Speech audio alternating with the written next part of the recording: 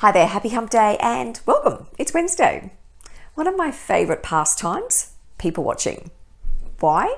Because the world is just full of amazing people, interesting places and fascinating conversations. And I had an interesting situation recently where I was sitting in a cafe and I couldn't help but overhear the conversation between the two people sitting near me.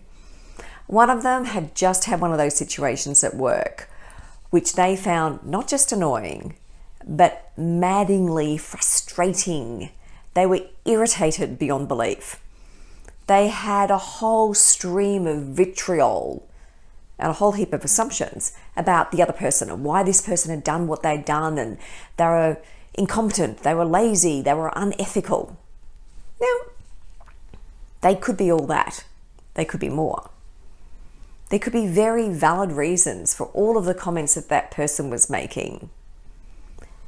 But at the same time, they could also be invalid because they could be filled with assumptions and assumptions that aren't correct. When you're faced with a situation where someone around you is doing something that's driving you nuts or annoying you, or you can find yourself labeling and very quickly judging someone, it's really important to step back and ask yourself, actually no, challenge yourself. Challenge the assumptions that you're putting on why they've done what they've done. And where necessary, change the lens that you're using to view the situation.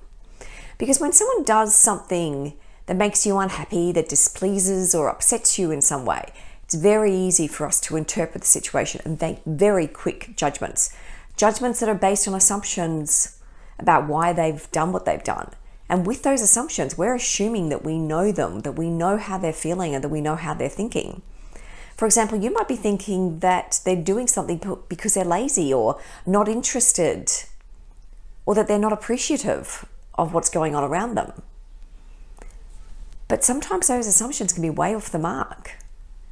Think about it. Have you ever had a time when you thought that someone's behavior was motivated by one thing, and then when you dug a bit deeper, you actually found out that it was motivated by something completely different? I always remember this time in my corporate career where I had someone having a whole heap of assumptions about me and why I was doing what I was doing. Now, I was lucky because I found out. What it was I asked lots of questions. They thought that my questioning was a questioning because I wanted to find fault with their work. Whereas I was questioning because I was genuinely interested in what they were doing and how they were doing it. I was questioning because I wanted to learn. When I stepped back and worked through the assumptions that sat underneath their interpretation of my behavior, it was because they didn't trust me. I had to own my part in that. I had to own my part and work through and go, well, what do I need to change in me to elevate those trust levels? The good news is, by sitting down, talking through the relationship, me sharing my perspective, me better understanding their perspective, we were able to change the dynamic of our relationship and elevate that trust. So for you, what could it look like? What could change for you if you changed the lens every time you found yourself being annoyed, frustrated, or angry or upset with someone? If you sat back and really challenged yourself to work through and understand where they're coming from.